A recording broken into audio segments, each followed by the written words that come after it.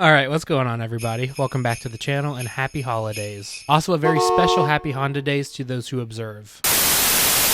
Now, I don't know about y'all, but I've been fighting that pesky old case of the holiday blues, so I've really been trying my best to get into the Christmas spirit, and I was told that the way to do that was by like sticking an entire large-sized candy cane down my throat and then recording it and sending it to the person that was telling me to do this, which didn't work, but I got $60 out of it, so it wasn't too bad, I guess. So instead, I thought I'd just try to watch a Christmas movie. Now, it's no secret, there's pretty much an overabundance of Christmas movies, several of which have already been talked about by other YouTubers. But the thing is, I wanted my turn. I was ready to embark on a very treacherous journey to find the perfect movie. I was packed up, ready for the long road ahead, and it actually wasn't that hard to find one at all. I just typed in Christmas movie and just scrolled. Now, we all know that most of these Christmas movies are the exact same. Where like a busy business person doesn't have time for Christmas or really care that much about it. And then they visit a small town and like fall in love with somebody there and learn the true meaning of Christmas. That was not this one. This one I actually found on the Christian Movies YouTube channel, so you know we're in for a treat. So the movie we're talking about today is called Christmas Grace, and it came out in 2013, which I'm just now realizing was 10 years ago.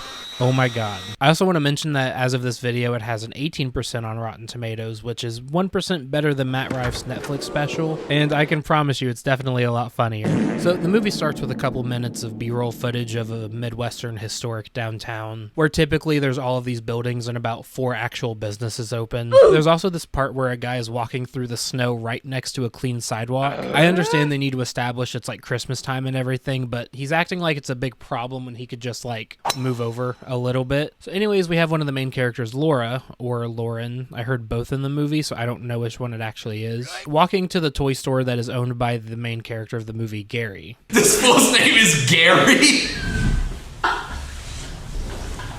Holy fuck! But on the way, she runs into our villain.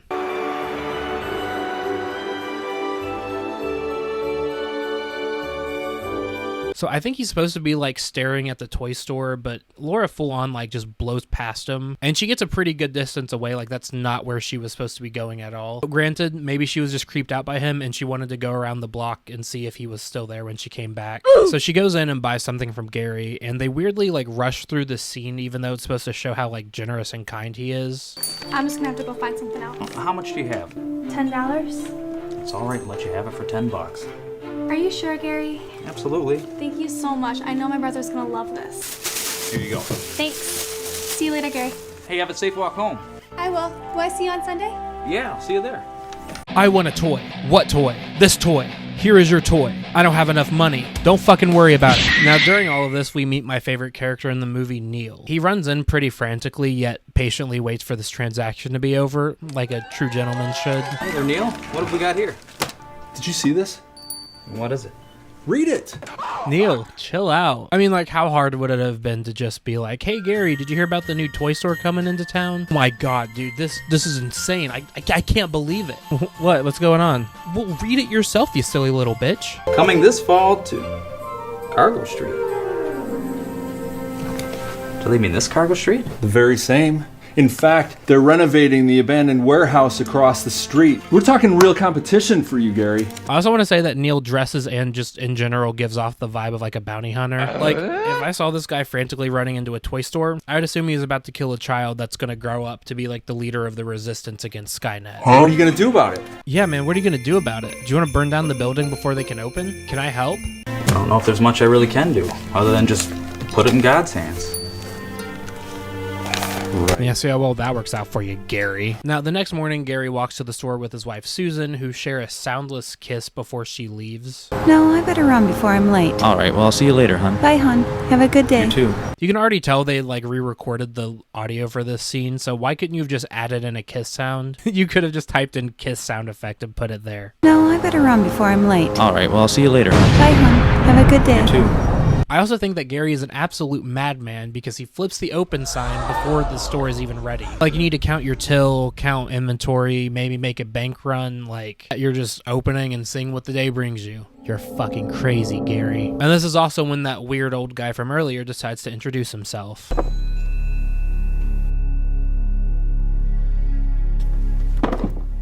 It's a rather sorry selection of toys you have here. I'm sorry you think that. All right, let me get to the point. You know that store that's opening up across the street? Well, yeah. I'm the owner of that store, Mr. Tollman. Let's get something straight here, pal. You and I are competition. We're not going to be buddies. Let me be blunt with you. I came here to size up the store and the owner who's going to be the thorn in my side. I don't know why I find it so funny that throughout this interaction, he says like 3 different versions of let me get to the point. Whoa, who are you? Let me be frank and get straight to the point, okay? No dilly-dallying, no lollygagging, no horsing around or any of that tomfoolery. I'm a very punctual man and I don't have time for any of this strolling or lounging or sauntering or... My phone died. I ran out of synonyms. Anyways, I hate you. Well, I think I said all I need to say for now. What? My script ran out of words to say, so now I'm going to pretend to go walk out that door. Now, we do get to see Tollman's toy store, which looks like it has the same toys as Gary's, just in a bigger place. At that point, I don't even really see the fucking point, but... Oh, volleyball? You can't get that at Gary's Toys. Anyways, Laura and one of her friends pass the volleyball in the store, but Mr. Tollman doesn't like that. We're just trying to have fun. Honestly, we didn't intend to cause any trouble. Well, it has caused trouble. And quite frankly, I don't like troublemakers in my store. Okay, come on, man. I understand not wanting like there to be a lot of chaos in your store, especially when it just opened. If you didn't want kids messing around in your store, then why the fuck did you open a toy shop?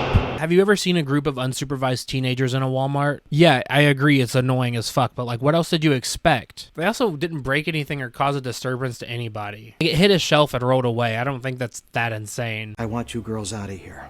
And don't come back unless your parents are with you. All right, we're going. Come on, Megan. What if they don't have parents? Anyways, this next scene shows how truly evil Tollman is. Wow. How would you like to make some real money? So, what do you want us to do with the boxes from the other place? Throw them in that dumpster. I'll go get you the money I promised you. Sounds good.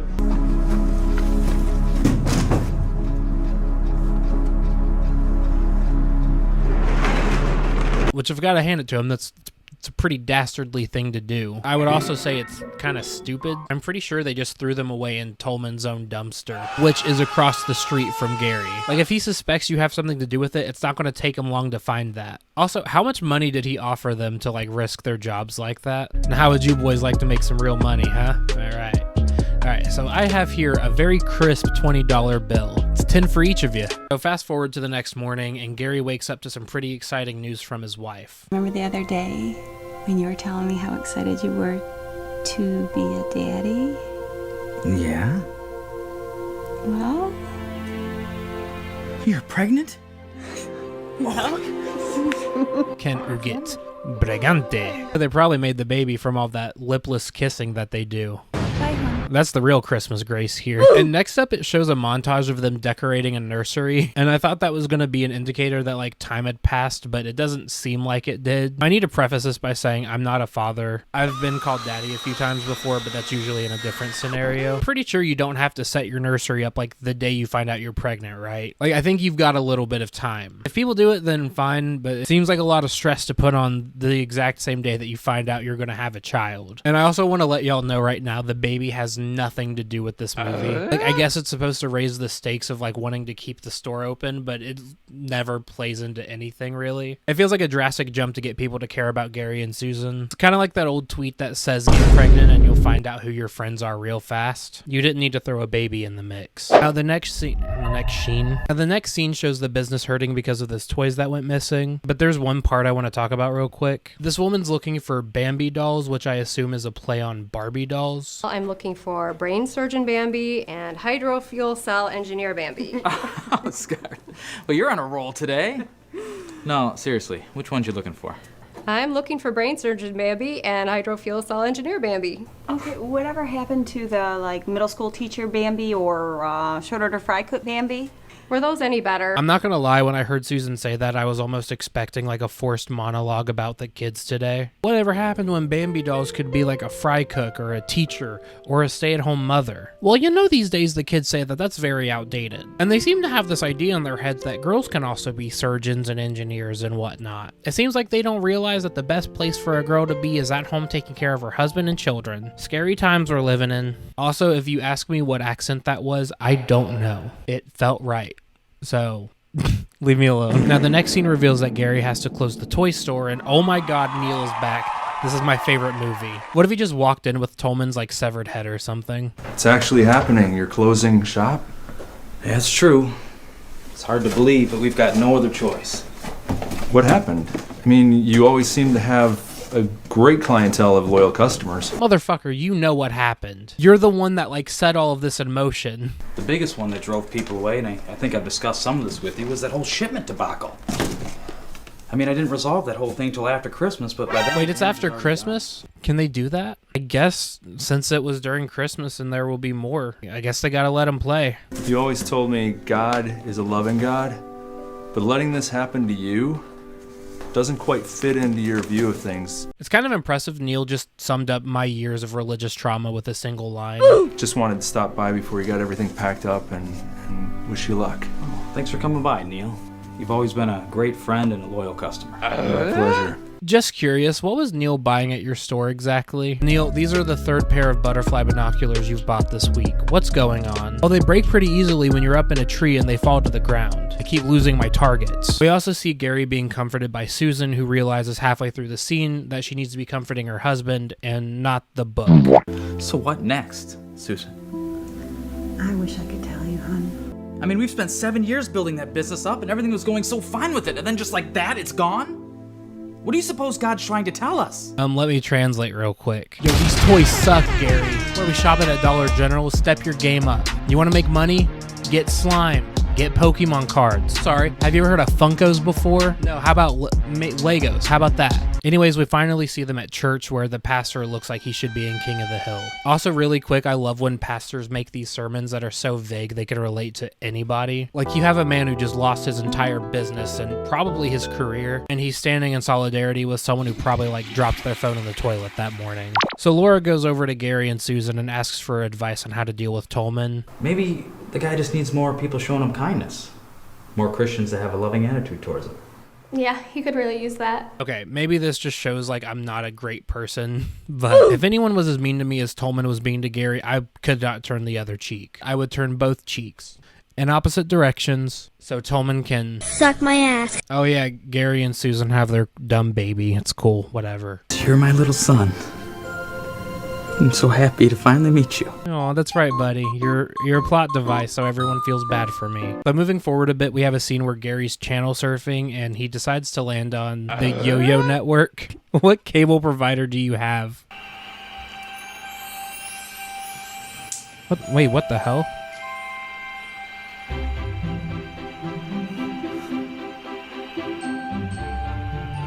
No, Gary, what was that? What just happened? Why did two magnets just come together like that in your apartment? That doesn't seem natural. Those are very small pieces. What about the baby? Gary, what is going on here? And I've nicknamed it the Yo-Netic. The basic concept is that each player will be given one of these Yo-Netics. There will be a time limit in which they have to collect as many of these little trinkets here as possible. Now, ladies and gentlemen, if I may, I'd like to demonstrate what the action looks like.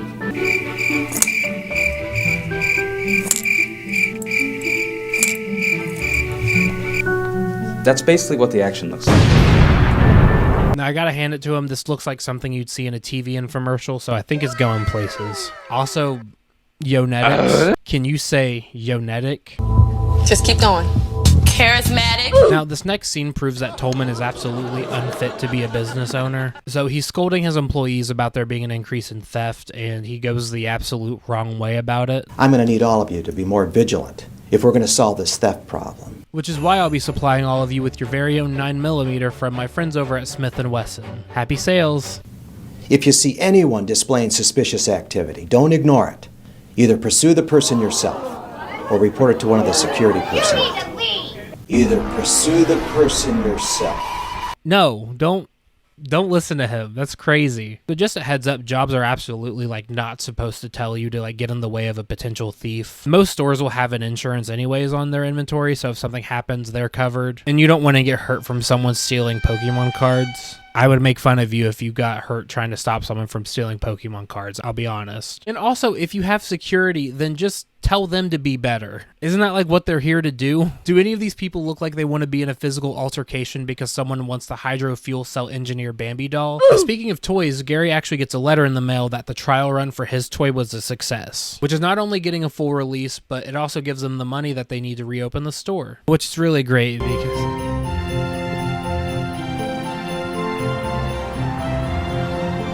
Is it not Christmas again? This movie like spans generations apparently. I really need them to like have something to indicate what time of year it is. It's like those early 2000 3D movies where they would like tell you when to take your 3D glasses off or put them on.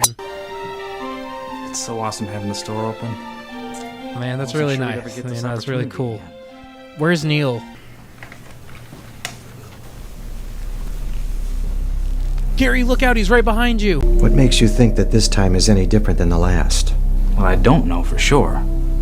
But I trust God, and it seems He's opened up another opportunity for me here.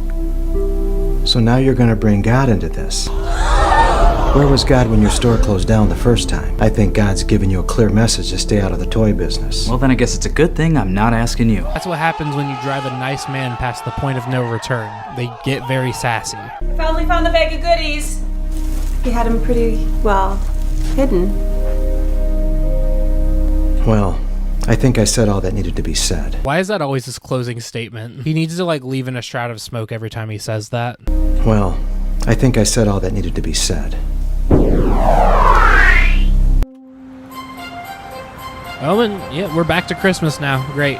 Do you realize this is the first time we've been away from Grant for any period of time? You know, I think you're right. Wait, really? Where was he when y'all reopened the store then? Yeah, well, we couldn't find a sitter, so we just left him in the car. Since he's a baby and we have to still be careful with the germs and everything, we made sure all the windows were rolled up and the heat was on to get rid of all that bacteria. So this next part, they bring everyone to the store for the grand reveal of his toy, which is called Treasure Ball. And the movie focuses so much on this toy that I thought it was a real thing. Huh? Like maybe it was actually invented by someone in the movie and they just found a way to incorporate it into it. I did some research and it's not, but like you can see why I thought that, right? Yeah, man, we moved on from that dollar store shit now that we got Treasure Ball money. Next, we have Laura and some other teens going around and singing Christmas carols. Oh, I have a suggestion.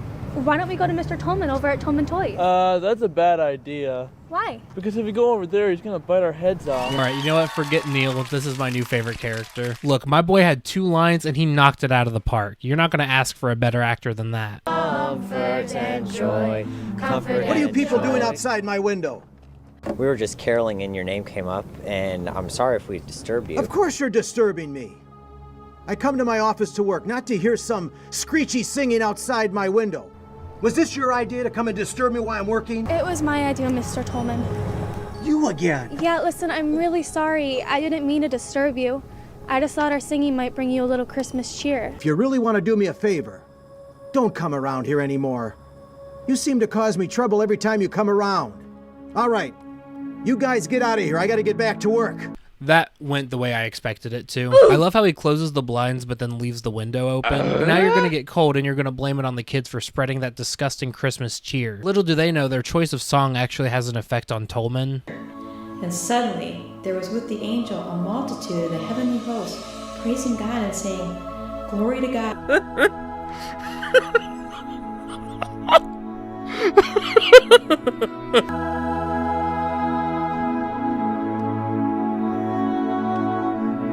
So you remember the delivery driver from earlier that like helped sabotage Gary's business and everything? Well, he's back because he wants more money. I don't think you want a little scandal becoming public knowledge, do you? So let me ask you again. Will you help me out financially? So now you're gonna blackmail me. I want you out of here now. And don't you ever come back. Do you understand? You're gonna regret this, Mr. Tollman. I swear there's so many moments in this movie where it feels like someone's gonna pull out like a weapon and make it a completely different movie. So if we're through here... No, we're not through here.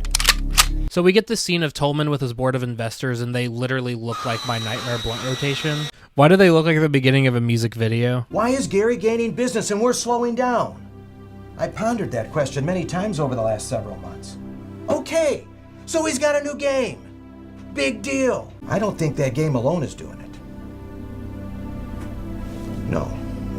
There's something else going on over there. What, do you think it's like a front for the mafia or something? Do you think Gary's using like dark magic? You don't even like God either, so what's your problem with it? Could it be that Gary's Toys has fair prices and the owner isn't an absolute dickhead? Nah, it's definitely not that. Dear Lord, thank you so much for your great blessings and provisions through this store. Dear God, you absolutely popped the fuck off for me, and I'm so grateful, bro. Big ups. Thank you, man. And then the delivery guy decides to come clean about what happened. Can I talk to you for a minute? We're closed. You'll have to come back tomorrow. No, it's about something more personal. I don't think you could have a sketchier looking guy show up to your door to just have a talk. What do you want to talk to me about? It's about that shipment you never received a couple years ago. What? Normally, I'd say it would be dumb to think that someone would remember not getting a package a couple years ago. I actually think it's stupid because it's pretty obvious that Gary would remember that. Missing those boxes was a pretty big reason he couldn't compete with Tollman. Like, you helped ruin a family's life. And also, you're only telling him because Tollman wouldn't give you any more money, so you're not, like, doing a good thing. This isn't a redeemable thing for you to be doing. You're just a petty little bitch, and I love that for you. So anyways, Tollman has no choice but to close his store, and Gary feels a certain way about it. Whatever evil intentions Mr. Tollman had, God had different plans. So now you think it's God's plan to save Mr. Tollman's business? Yes, I do. I don't understand it one bit. But it sounds like I'm not going to be able to talk you out of it, am I? No. Why? I understand you want to show like the power of God's love and everything, but he's got to go. It's very obvious that both of these stores aren't needed, and Tollman absolutely sabotaged you and like ruined your life. And you fought so hard to come back out on top. I don't know why you would give him a chance to beat you again. Maybe I'm not a good person. There's no way to know for sure. So Tollman gets the anonymous check and decides to go to the bank and see if it's real. And from the way the scene is shot, it looks like they just walked into a normal bank like during regular business hours and filmed him standing there. Like, you could tell me the actor just needed to go to the bank for something and they just brought the camera in while he was there. I would probably believe you. We also get some more war flashbacks and learn more about his Christmas trauma. Where's the boy's father? He doesn't have one. Jesus, why is she so happy saying that? Could you just imagine the table read for that? You know, I love the way that you have to say that this child is now an orphan, but I think it needs a little... Make it happier. I'm talking about a child that lost both of his parents. Exactly. It's too sad. I don't want to hear about that. But you wrote the script. So Tollman actually isn't that bad. He just has the mommy and daddy issues combo, which is very dangerous when it's unchecked for a long time. Trust me. And also this old lady has a very calm reaction to being told their return policy is final. I'm sorry. Okay then. Thank you. Have a good day. Which is like the least believable part of this movie. Anyways, Tollman finds out that Gary was the mystery donor and is kind of torn up on like what to do about it. I don't know what I would say to the man if I went over there. Hey, maybe you could say thank you. You could start with saying thanks. See, I'm saying, like, so Tollman finally goes and thanks Gary for saving his store. I don't know what I would have done had it closed down. Thanks to you and your gift. I'm not going to find out. In a way, you've saved my life. Okay, whoa, hang on. I get that he did you a really big favor and saved your store, but you didn't, like, have a heart attack or anything. But I was being led by another who can truly save your life. Oh my God, here we go again. I mean, giving you that money, it wasn't my idea. God put it in my heart to give that. Gary should have gone into pastoring because he's really good at talking to people and good at making me sleepy. How do you view Jesus? Well, I believe he was a good guy who lived 2,000 years ago. Oh my God, no, it's already working. Already lost another wayward soul to the Lord, man. We'll get him next time, guys. Now, the next part shows Gary praying with Tollman to ask God to come into his heart, which, letting another guy come into your heart. I was honestly expecting there to just be like a few minutes of prayer. Unedited, unfiltered, hot, sexy prayer. There were a lot of shows I would watch in my time in the church that would actually do that. Like that Bible Man show I'd watch as a kid would end every single episode with the Lord's Prayer. You know, asking the young child watching it to completely sell their souls along with him. And finally, we fast forward a couple years and you might notice that Gary's toy store is gone. I also love that the way that they make Laura look older is by giving her makeup and doing her hair a little bit better. Well, Laura, you're a young woman now, so you must wear makeup and put on Sunday's best to go to a toy store. And look at you! I see you guys have another one on the way. Yep, number 2, and she is due in March. What if she was just wrong? Oh, that's so cute. I see you have another one on the way. What? No. No, I don't. What the? So we find out that this is now Gary's store, but he co-owns it with Tollman. While we were talking out there, I realized she has no idea that Jim is my business partner. So I thought it'd be great if he goes out there and surprises her. That's a really good idea, Gary. I know. Which is pretty fucking cruel because she's probably traumatized at the sight of him after their last interaction, which was not very nice of you, Gary. Partner? I thought you two were rivals. We were. So what changed? Everything. I'm not the same man that you met before. I'm a follower of Christ now. I love when these movies make somebody like the most evil, cold-hearted person you'd ever see, and then they make the entire reasoning for that because they don't go to church or something. Like, I would have already assumed Tollman was a Christian based on the way he acted in this movie. You know, I guess I was so mean-spirited and ruined somebody's entire livelihood because I wasn't reading my Bible enough. Not because somebody did a nice thing and it showed me the good in people again. So he thanks Laura for saving him from the leathery claws of Lucifer, and the movie ends.